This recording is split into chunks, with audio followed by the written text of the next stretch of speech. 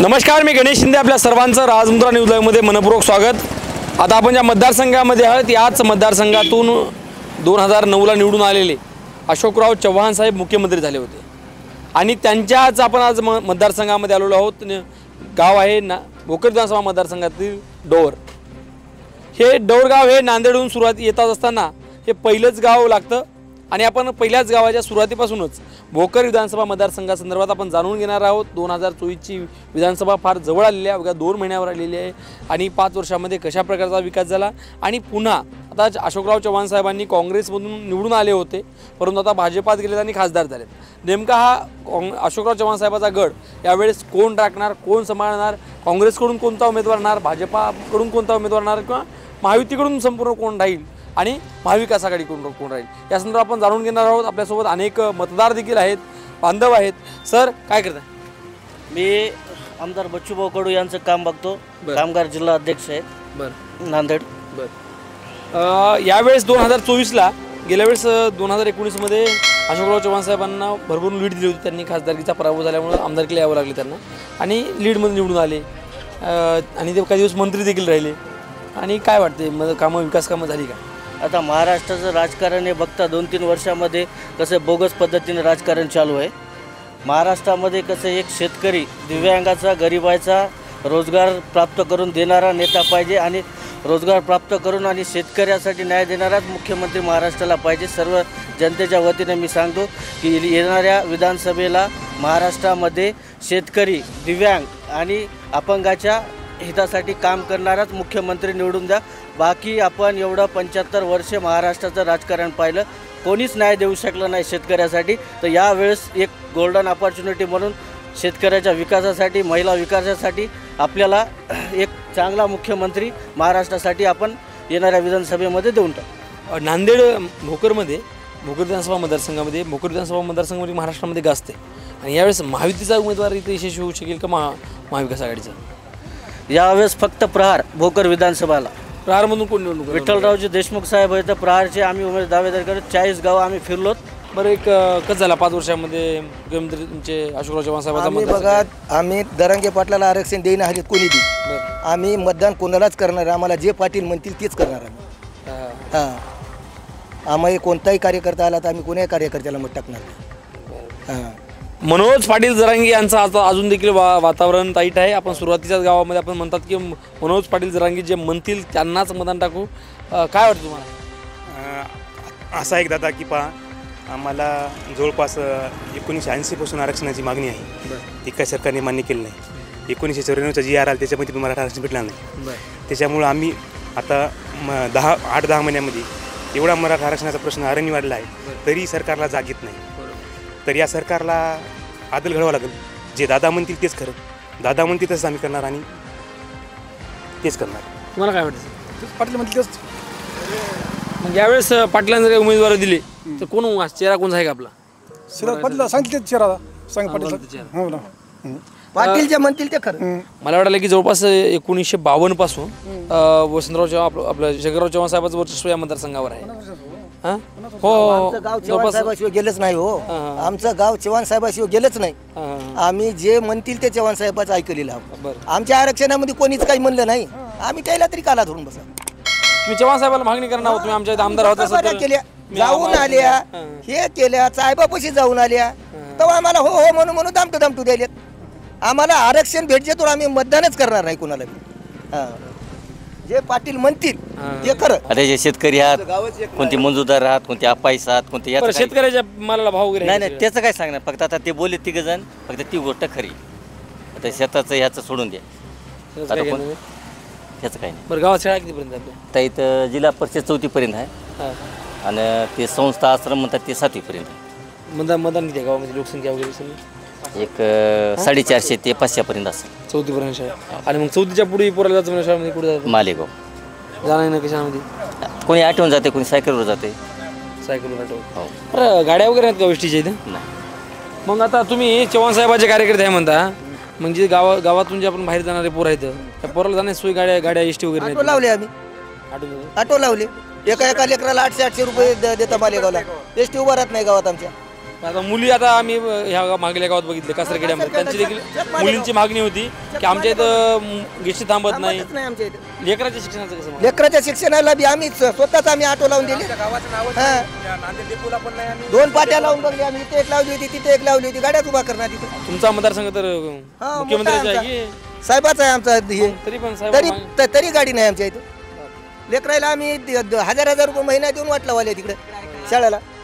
युवकातून देखील आपल्याकडे सर काय झाले? काय नाही सर, काय करतो शिक्षण शिक्षण? हो बरं. यावेळेस अवघ्या 2 महिन्यावर विधानसभा येऊन टेकलेली आहे. महायुती आणि महाविकासाकडे जोरात तयारी करत आहे. काय होईल 2024 मध्ये आता?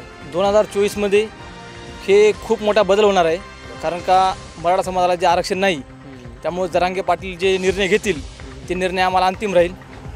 त्यामुळं कोणी किती पण प्रयत्न केले, काही जरी झाले तरी शेवटी आदेश ते आदेश जरांगे साहेबांना. बरं, लोकसभेमध्ये आपण बघितलं जरांगे फॅक्टर हे महायुतीला फार घाट्याच ठरलं आणि महाविकासाकडच्या बऱ्याच जागा आल्या. म्हणजे आदल उदाहरणामध्ये या महायुतीला आदल घडवली. ह्या विधानसभेमध्ये कोणाला फायदा होईल काय? या विधानसभेमध्ये सुद्धा जर सर्व पक्षानं जर मराठा समाजाला साथ दिली, जसं जरांगे पाटील म्हणले, पवार, ठाकरे आणि नाना पटोले हे जे मुख्य नेते आहेत, यांनी जर मराठा आरक्षणाला जर सपोर्ट केला, जर तुम्हाला आरक्षण द्यावं लागलं, जर यांनी जर सरकारवर दबाव आणला, काही जर आणला तर यांचा थोडाफार फायदा होऊ शकते. नाहीतर मग यांचासुद्धा फायदा होणार नाही. आम्ही जे नवीन उभं राहतील त्यांचाच काहीतरी त्यांना संधी भेटण्याचे चान्सेस जास्त राहतील. त्यासोबत आपल्याकडे दुसरे एक सर काय चालेल? तुम्ही काय शेतीच करता काय? हो शेती बरं, तुम्ही मुख्यमंत्री साहेबाच्या मतदारसंघातले माणसं, कसा विकास वगैरे कसा आहे? चांगला आहे. हां चांगला आहे. बरोबर, सगळ्या सोयीसुविधा चांगली आहे. 2024ला आता काय होईल नेमकं? आता मला वाटलं की आता बहुतेक मुख्यमंत्री साहेबांची मुलगी श्रीजया जी आहे ही देखील तयारी करत आहे महायुतीकडून, आणि काँग्रेसकडून बरेच कोंडेकर असतील किंवा गाडे असतील, बरेच जण करतात. कोण चांगला उमेदवार आहे ते तिकडंच विचारा. नाही तुम्हाला काय वाटते? नाही चव्हाण साहेबांनी कामं केली काय 5 वर्षामध्ये? साहेब फक्त आयत्या पिठावर रेगोट्या मारायची कामं करावीत. शंकरराव चव्हाण साहेबांची जी पुण्य आहे, आम्ही शंकरराव चव्हाण साहेबाला विसरणारे माणसं नाहीत. तर साहेब स्वतःच्या स्वार्थासाठी हे BJPत गेलेले आहेत. आणि हे रस्ता तुम्ही वाटलंच तर हे रस्त्याचे फोटो काढून घेऊन जा. या रस्त्याला 10 वेळेस आम्ही अर्ज केलेला आहे. चिखलीकर साहेबाला सुद्धा दिलेला आहे. चव्हाण साहेबाकडे सुद्धा ही नोंद केलेली आहे. अजूनही रस्ता नाही. आता माझ्या शेतामध्ये 3000 केळीचं बूड आहे. इथपर्यंत डोसक्यावर आणावं लागेल केळीचं बूड. त्याला काय करणार? जबाबदार कोण आहे? आज वाहतूक मला जास्त परवडत नाही, तर ढोराला कापू टाकतोय शेतामध्ये मी. बरं, पांधन रस्त्यावर लाखो रुपयांचा खर्च आहे. कसं आता बांधण रस्त्याला लाखो रुपये, करोड रुपयाचा सुद्धा खर्च आहे, पण ते सर्व यांच्या खिशामध्ये चाललं आहे ना. हे कसं असतं, गिधाड आहे. गिधाड हे एकालाच खात नसते, सगळे मिली भगत असते याची खायची. तुम्ही मागणी वगैरे केली का जाऊन? मागणी केलेली आहे, सर्व केलेली आहे, तर कोणी त्याचा हस्तक्षेप घेतला नाही. आणि मेन मुद्दा म्हणजे आज मी शाळेत आहे. मी एक सर्वसामान्य कुटुंबातील विद्यार्थी आहे. तर आमच्या गावामध्ये बससुद्धा नाही. हां, बससुद्धा नाही, कोणती सुविधा नाही. अशोकराव चव्हाण साहेब हे खूप मोठे नेते आहेत. त्यांचं वजन खूप मोठं आहे, पण त्यांचा मनाव तसा विकास. यावेळेस त्यांची मुलगी श्रीजया ही निवडणुकीच्या समोर जाणार आहे. त्यांनी प्रचार देखील चालू केला आहे. यश मिळेल नाही? अजिबात यश त्यांना मिळणार नाही. कारण का ते स्वतः त्यांची राजकीय पोळी त्यांनी पूर्ण भाजून घेतलेली नाही. आता त्यांनी मुलीला सुद्धा राजकारण उतरायचं काम केलेलं आहे. त्यांना सर्वसामान्याचा विचार अजिबात नाही. ते आता राज्यसभेवर खासदार होऊन गेले आणि मुलीला आमदार करण्याच्या मागे लागलेले आहेत. त्यांची धडापड चालू आहे. पण त्या काँग्रेसकडून असे कोणते चेहरे आहेत की ते निवडून येऊ शकतात आणि चांगले चेहरे कोणते? काँग्रेसकडून जर म्हणलं, सर्वसामान्यामधून जर म्हणलं, तर पप्पू पाटील कोंडेकरचं एक नाव थोडं चांगली चर्चेत आहे आणि सर्वसामान्यातला माणूस येतो. त्याच्यामुळे कोंडेकरचं एक आश्वासन चेहरा वाटते, आश्वासक चेहरा कोंडेकर म्हणून. हैदराबादचं गॅजेट जर लावलं तर 100% मराठवाड्यामध्ये BJPच्या सीटा येतील पूर्ण टोटली. आणि जर हैदराबाद गॅजेट नाही लावलं तर नाही येणार. त्यांना संधी आहे म्हणा 1-2 महिन्यामध्ये संधी आहे त्यांना. जर त्यांनी हैदराबादचं गॅजेट लावलं ना तर त्यांचं एक राजकीय पुनर्वसन होऊ शकते. पूर्ण शेतकरी असलेल्या माणसांना देखील कळालं की गॅजेट जर लावलं तर भाजपानं जर लावलं तर त्यांच्या या संधीचं त्यांना सोनं करता येऊ शकतं आणि या मतांचा परिवर्तन हे महायुतीकडे जाऊ शकतात. काय करता सर तुम्ही? सर मी शेती करतो. काय वाटतं तुम्हाला 2 महिन्यात निवडणूक आल्या? इकडं नाही सर, मी आहे वसमत विधानसभेतला. बरं आमच्या इकडं पण जे जरांगे पाटील जे बोलतील का तेच होणार. बरं. हां, राजून वगैरे कुठे आहेत सध्या? आता ते मंत्रालयात असतील सर. ते नाही आता कोणत्या पक्षामध्ये? ते आता सध्या आहेत महायुतीच्या याच्यामध्ये, अजित पवार गटामध्ये आहेत. पण पाटील जे बोलतील तेच करणार. बरं, वसमत विधानसभा मतदारसंघामध्ये राजू भाऊ वगैरेनं कशी कामं केली? विकास केला सर. हे सध्या इलेक्शन होणार नाही, विकासाच्या मुद्द्यावर होणारच नाही. हे होणार फक्त मराठा आरक्षण, ज्यानं मराठा आरक्षण दिलं त्याच्या मुद्द्यावर होणार इलेक्शन. हे विकास होणार, हे विकासाचं काहीच नाही सर. विकास खूप केला आहे पण बरं, हे मनोज पाटील जरांगींनी जर असं ठरवलं की बाबा ह्या तुमच्या वसमत विधानसभा मतदारसंघात माणूस द्यायचा असा एखादा माणूस आहे का कोणता आहेत ना सर. नाथराव कदम आहेत ना सर, धडाडीचे कार्यकर्ते आहेत ना सर. त्या मनोज जरांगे पाटलासोबत नाथराव कदम 24 तास आहेत. हो सर, निवडून येऊ शकतात. निवडून येऊ शकतात सर 100%. पण जरांगे पाटील ज्याला उमेदवार ज्याला सपोर्ट करा म्हणतील ज्या पक्षाला, त्या पक्षाला आपला सपोर्ट राहील सर, सगळ्या मराठा समाजाचा. बरं, आता महाविकास आघाडी देखील तुमच्याकडे लढणार आहे आणि महायुती देखील. आता महायुतीकडून आता रनिंग आमदार हेमराजून वगैरे तिकीट मिळू शकतं, पण महाविकास आघाडीकडून कोणते चेहरे? आता सर आता अजित पवार गटाकडून राजूभाई नवघरे आणि शरदचंद्र गटाकडून हे दांडेगावकर साहेब उभं राहणार आहेत. स्वतः जे प्रकार हो. बरं, नांदेड म्हणजे दांडेगावकर साहेबांचं बऱ्याच वर्षापासून काम आहे. काम कसं आहे त्यांचं? पुन्हा सर दांडेगावकर साहेबाचं काम नंबर 1 आहे आणि राजूभाईचं बी काम नंबर 1 आहे सर. सर्व तरुण मुलांना निवडून दिलेलं आहे राजूभाई नवघरे यांना. पण आता या मराठा आरक्षणामुळं हे होणार सर थोडं. दांडेगावकर साहेब आता जे शरद पवार गटाकडून आहेत, जे आता जे हे बोलतील ना जरांगे पाटील बोलतील तेच होणार सर. जरांगे पाटील जे बोलतील तेच होणार यांचं देखील म्हणणं आहे. आपल्यासोबत मामा आहेत. मामा, काय चालेल? मी नांदेडचा आहे साहेब. नांदेड काम गाडी जमा द्या. शेती आहे ना इथं. यहाँ खेत आहे ना. कुठे शेत आहे तुमचं? पलीकडे हे वाट सोडून ते दुसरं वाट आहे तिकडे. बरं, काय वाटतं तुम्हाला यावेळी 2024ला विधानसभेमध्ये काय होईल? कोणाचा असेल? देखो जैसे सुधरते बोलो तो कांग्रेस का है. अशोक चौहान यहाँ आके कुछ भाषण करना तो ये सब सुधर जाता. अशोक चौहान आना बस. वो तो लोग वो बोल रहे हैं कि क्षेत्र में जाने के लिए रास्ता भी नहीं है. है ना, जाके आप आधे यहाँ से 50 फीट अगर चले गए आप तो आप जा नहीं सकते. नहीं जा सकते. जाके आप 50 फीट अंदर खाली. तो कौन सा नेता अच्छा है?